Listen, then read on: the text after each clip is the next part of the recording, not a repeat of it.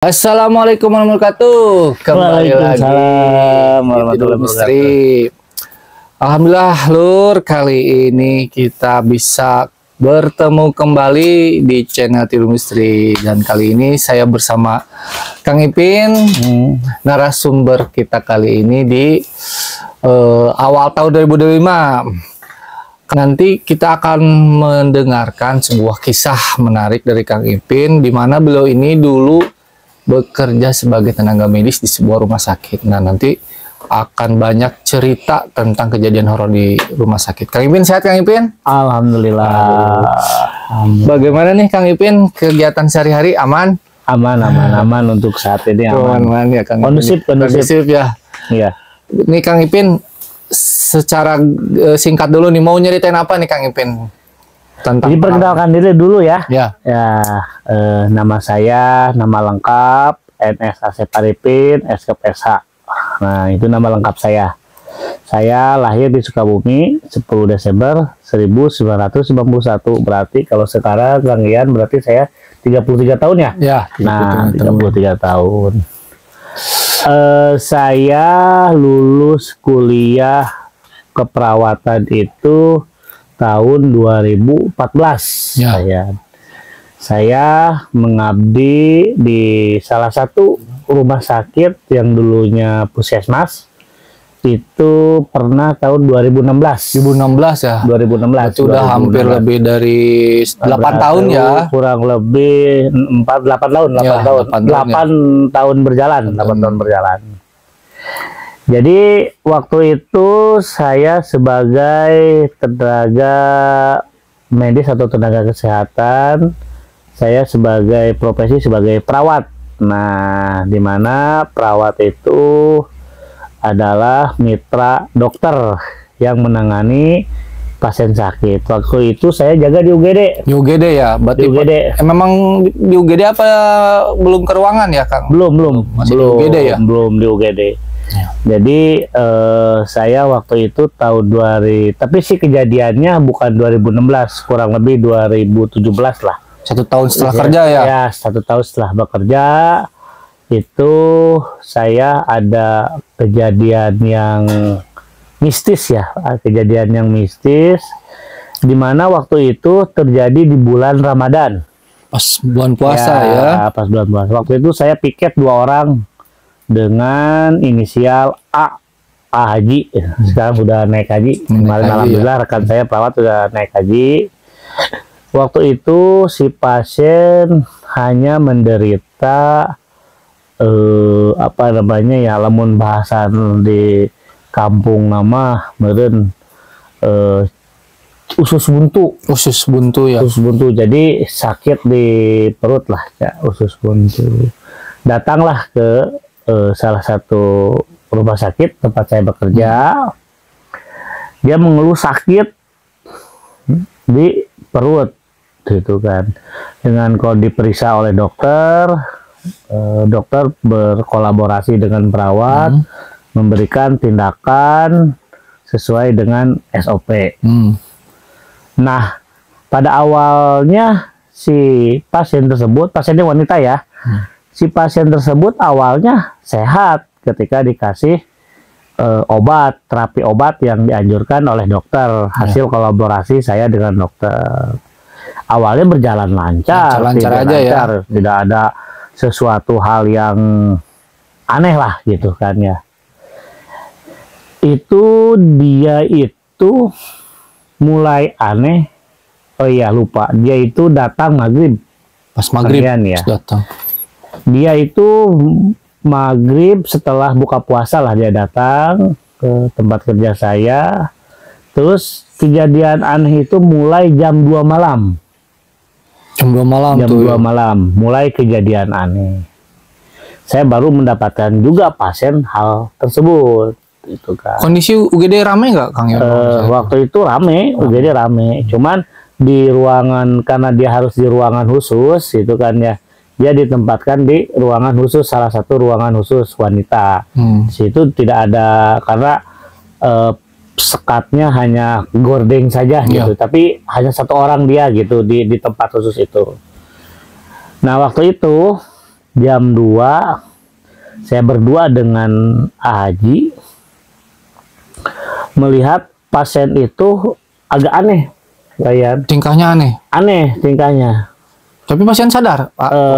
Saya lihat waktu itu pasien gak sadar. Oh, udah nggak sadar. Anehnya itu kenapa? Pertama dia ngangkat kakinya itu ngangkat dua-duanya ke atas. Kan posisi UGD ini sebelah sana itu saya itu duduk di resepsionis tunggu perawat ya di situ ya. Saya lihat kenapa itu kakinya ngangkat dua kan gitu. Saya ceklah ke situ. Di situ ada yang jaga. Yang jaganya itu orang tuanya, bapaknya. Yang nemenin gitu ya. Yang nemenin ya. Pada saat saya cek, Ibu, kenapa? Apa ada yang sakit? Ada yang ini? Si Ibu nggak menjawab. Malahan dia melotot dengan, ya kalau menurut saya sih serem sih ya. Serem ya. Karena usia si Ibu kurang lebih 35-an lah. Serem, dia melotot, melihat langsung ke saya, tertuju ke saya melototnya. Pada saat itu saya manggil lah teman saya waktu itu yang satu piket. Haji, bantu, kata saya, itu ada pasien itu melihatnya melotot dan kakinya naik ke atas, kata saya gitu. Dan teman saya lihat, oh ya udah kita lihat, katanya lihat. Nah, dikasihlah obat yang jadwal malam, gitu kan.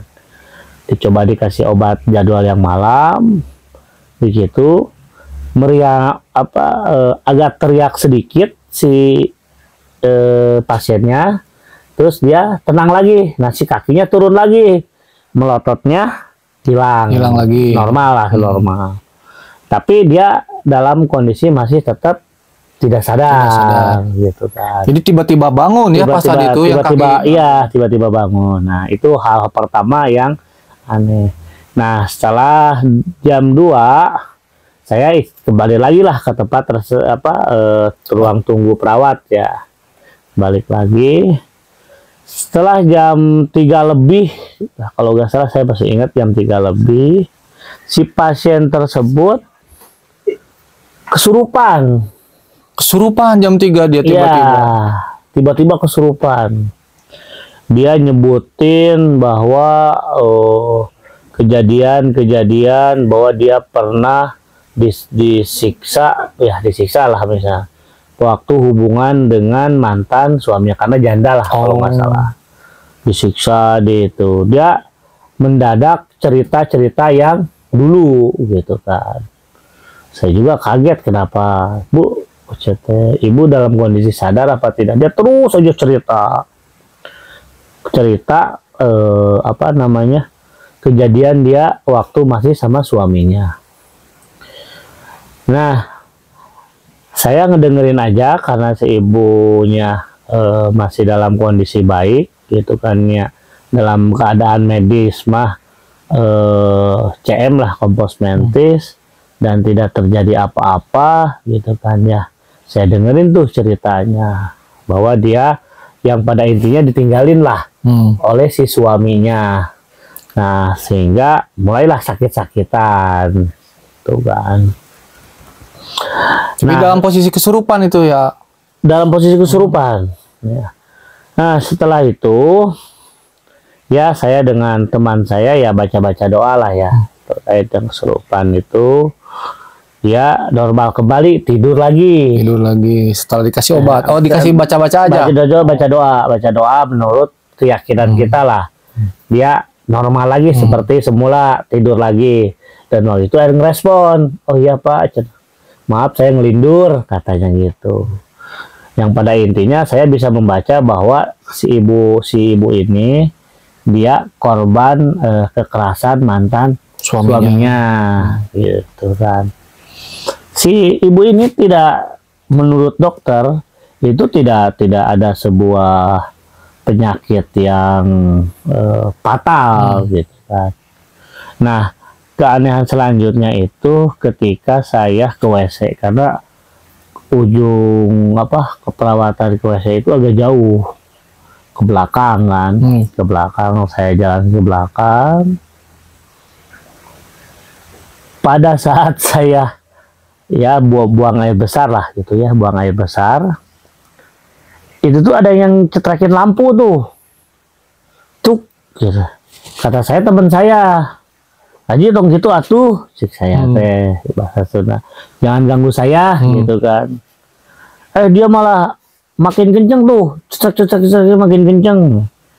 Saya teh buru-buru lah bersih kan. Pas dilihat keluar tuh gak ada tuh, gak ada. Ya saya berpikir masih positif lah, masih positif. Ya itu teman saya lah gitu kan. Terus keanehan selanjutnya, ketika saya jalan, pada saat saya jalan itu kan ada lorong yang mau keluar masuk ruangan. Itu ada kursi roda lewat tuh depan saya. Waduh, saya makin panik, saya larilah ke teman saya karena waktu itu yang jaga saya dan teman saya itu Haji itu. Dan ternyata si teman saya itu kirain itu yang roda itu juga teman saya. Saya panggil dulu Haji. Gak nyaut-nyaut, saya langsung lah lari ke ruangan perawatan di situ buat istirahat ada. Ternyata si Haji tidur. Dia tidur dengan pulas lah gitu kan. Terus yang tadi siapa kata saya gitu kan. Saya bangunin lah. Ji kata saya gitu kan. Saya tadi di WC ada lampu nih beberapa kali dicutak sampai saya buru-buru BAB-nya sampai saya belum beres langsung bersih langsung ke sini. Terus pas pada saat di jalan juga ada kursi roda yang melewati saya. Enggak, kata dia itu. Dia dalam kondisi tadi memang saya juga terlihat dia dalam kondisi tidur pulas gitu kan. Nah, pada saat itu kurang lebih jam 3 lah, jam 3 seperempatan lah. 15 menit karena tidak jauh. Si ibu yang tadi itu terjadi kesurupan lagi. Baik lagi kesurupan. Iya, si ibu itu kesurupan lagi. Dengan bercerita bahwa di sini tuh banyak temannya katanya gitu kan. Beritain apa? Ya, dia cerita bahwa di sini tuh banyak temannya. Kata saya samperin kan. Ibu banyak temannya gimana nih? Ya katanya tadi juga yang bapak itu katanya itu teman saya. Jadi posisi UGD itu terlihat blong ke ujung WC itu blong lah gitu ya. Jadi dia juga bisa melihat kondisi jalan saya seperti apa gitu kan. Kan cuman yang nggak bisa dilihat itu karena saya ke arah kanan itu WC, ya dia tidak terlihat gitu. Bahkan dia bilang bahwa yang nyetrekin lampunya itu temennya katanya gitu kan. Temennya si ibu itu yang nggak kelihatan. Posisi si ibu kesurupan. Kondisi si ibu kesurupan. Di situ saya semakin panik tuh. Bangunin lagi teman saya. Haji, saya semakin takut ini. Padahal itu kejadian bulan puasa loh itu. Iya, bulan puasa ya. Bulan puasa itu bukan ini kalau menurut agama kita ya keyakinan itu agama Islam bahwa setan itu di kerangkeng kan ya. Itu kejadiannya bulan puasa. Nah, setelah jam 3 dari situ gak berhenti langsung kesurupan, terus kesurupan dia si ibunya. Sampai saya kaget dia bisa ngangkat sendiri tuh si badannya itu, ngangkat ke atas sendiri dari posisi tidur sambil berontak ini itu. Wah, ini gimana? Saya konsulin lah, saya ke dokter kolaborasi, saya konsul ke dokter kolaborasi. Dok, ini ada pasien tapi agak aneh ini, dia seperti kayak yang kesurupan ini. Apakah emang dia memasuki kondisi kritis atau gimana gitu? Apakah memang dia ini? Nah, dokter langsunglah datang waktu itu ke rumah sakit karena deket lah waktu itu dokternya. Bisa dipanggil ya? Panggil ya. Datanglah dokter ke situ. Dokter juga kaget. Ini kenapa sih ibu bisa begini gitu kan? Saya ceritalah dari awal yang tadi itu. Saya cerita awal dan si dokter juga ini harus dikasih obat. Mungkin kalau dokter ya berpikirnya ini tidak ada hal medis ya, gitu mistis kan. Ya, mistis nggak ada lah, ini mah hanya mungkin kejang-kejang ataupun hal yang lainnya gitu. Kasih aja obat penenang katanya gitu kan ya. suntiklah obat penenang. Langsung memang si ibunya langsung tidur lagi itu. Udah ya aman ya, cenah sampai besok. Cenah saya mau persiapan sahur waktu itu jam 4 waktu itu. Oh iya emang enggak dok. Dia pulang lagi lah ke mesnya setelah pemeriksaan aman tuh. Ngangkat pada saat ngangkat sampai turun tuh dokter bang anggapannya bahwa si ibu itu tidak terjadi apa-apa lah. Disuntik obat penenang langsung tenang lagi si ibunya. Jam 4 setelah dokter, baru aja dokter kurang lebih 5 menit lah, 5 menit 10 menit pergi, si ibu kenceng kesurupannya lagi dengan bilang wah macam-macam wah bahwa di sini ada makhluk halus, banyak yang jagain ini itu gitu kan. Nah jadi dari situ saya bingung nih, ini si ibu kondisi kesurupan apakah sakaratul maut? Ya. Saya nggak bisa bedain tuh waktu itu. Karena apa? Karena kondisinya si ibu waktu itu respirasinya itu pada saat dicek ya itu lebih dari 30. Sesak kencang banget. Kencang banget. Saya sama teman saya tuh sampai pada ujungnya si ibu itu dinyatakan, saya panggil dokter, dinyatakan jam 5 itu dia meninggal. Sampai saya nggak keburu sahur juga waktu itu. Nah, karena waktu itu si bapaknya ingin segera dianterin, karena memang pagi mah cenah si warga nate sok kasararawah, bisi eueuh nu ngeureubkeun panganterkeun, anterin panganterin mayit gitu kan. Jam 5 itu. Iya. Saya waktu itu ke teman saya Haji gak apa-apa lah, aku saya we dianterin. Tapi posisinya dibersihin dulu, Pak? Enggak dibersihin, cuman kita ikat aja. Ikat aja. Haji yang iketin, saya persiapan mobil ambulan, dan karena memang tidak jauh, kirain saya memang tidak jauh sih, kurang lebih ya 5 kilo lah gitu kan. Cuman itu di jalan ya, saya merinding, jadi ingat lagi. Di jalan, saya itu berdua waktu itu sama petugas yang selalu nemenin lah, yang dinama nemenin ambulan waktu itu, petugas supir ambulannya waktu itu pulang rujuk, dia capek, jadi yang oleh bawa saya mobil, yang bawa mobil ditemenin petugas satu lagi. Nah, keluarganya ikut ke ambulan? Keluarga ikut di ambulan pada saat pertama. Nah, kita itu melewati hutan doa. Tanjaka asalnya Puduna curam itu turun terus hutan. Itu tuh di awal udah komitmen dengan keluarganya, tolong anterin saya lagi ke atas. Waktu itu hujan gerimis, kurang lebih jam 5 lebih lah, mau ke pagi gerimis waktu itu. Tolong anterin lagi saya ke atas, kata saya takut, kata saya gitu kan. Nah waktu itu ada nemenin rekannya ambulan waktu itu yang nemenin saya. Dia itu memang agak kesehatannya juga agak kurang bagus ya gitu kan. Dia juga takut tuh waktu, jadi gini ceritanya, maaf, kita selesaikan dulu. Jadi bawalah si pasien itu ke rumahnya, tapi tidak masuk ke rumahnya si mobilnya itu. Jadi digotong dari situ, itu berjarak kurang lebih 500 meter ke rumahnya. Masuk mobil ya? Iya, nggak masuk mobil. Kalau motor masuk gitu kan. Nah, jadi si keluarga pengen saya itu ikut dulu ke sana. Nganterin dulu ya ke rumah. Tapi saya nggak mau karena jauh lah gitu kan ya, karena jauh.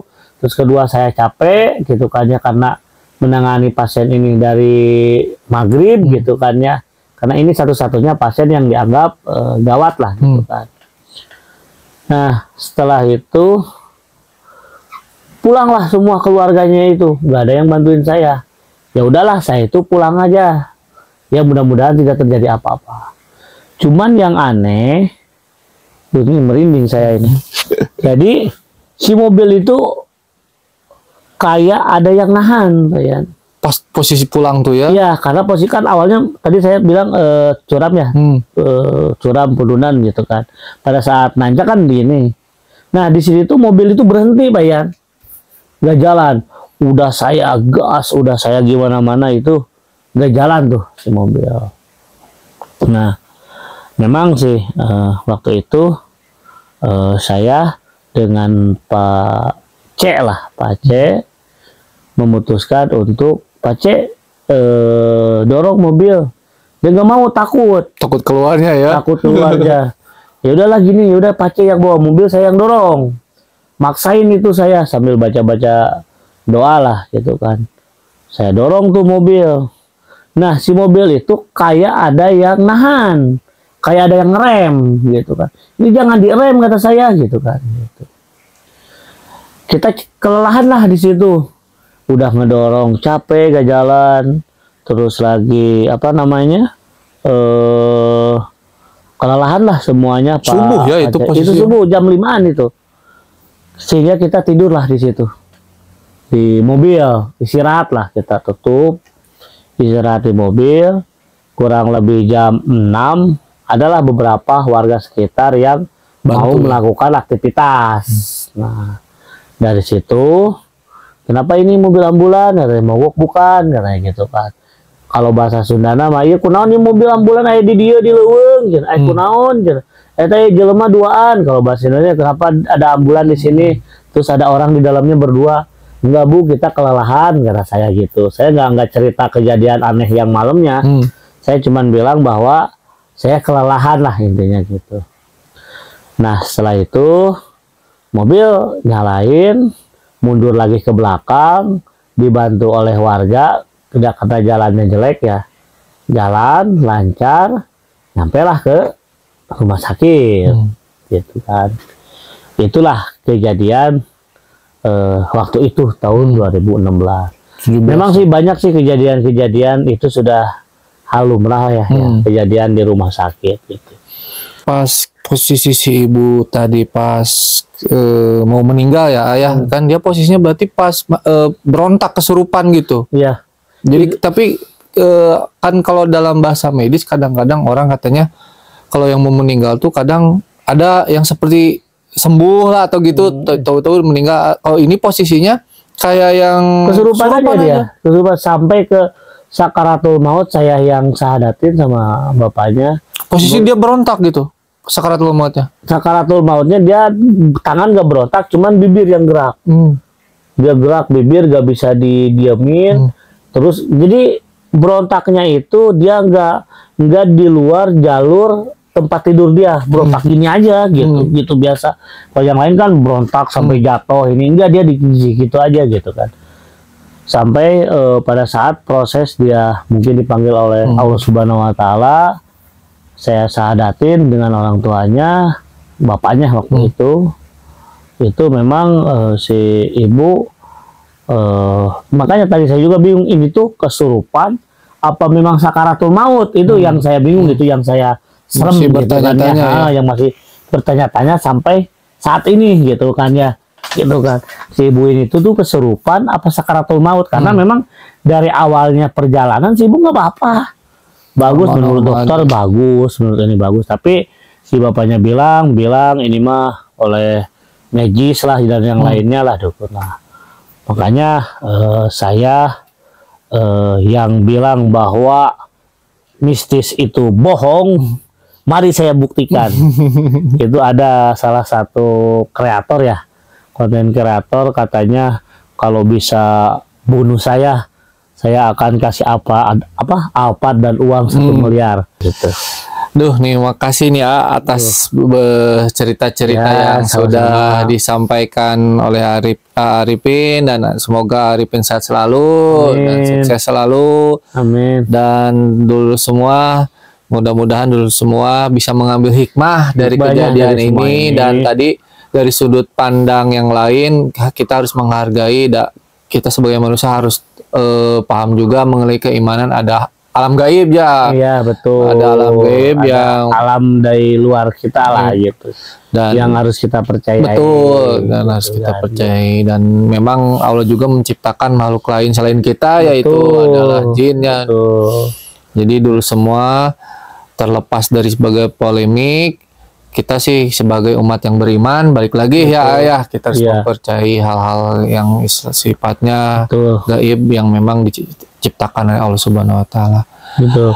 Nah, dulu semua jangan lupa pantengin channel Tiludul Misteri dan juga like, komen dan subscribe supaya Tiludul Misteri bisa kembali lagi nih di 2025 membuat konten lagi dulu semua. Dan menampilkan cerita-cerita yang bisa dulu semua tertarik dan mendengarkan dengan nyaman dan horor. Aipin, makasih nih waktunya. Terima kasih, dan mudah-mudahan kita bisa bertemu kembali. Ya. Wabillahi taufiq wal hidayah. Wassalamualaikum warahmatullahi wabarakatuh. Siap, terima kasih.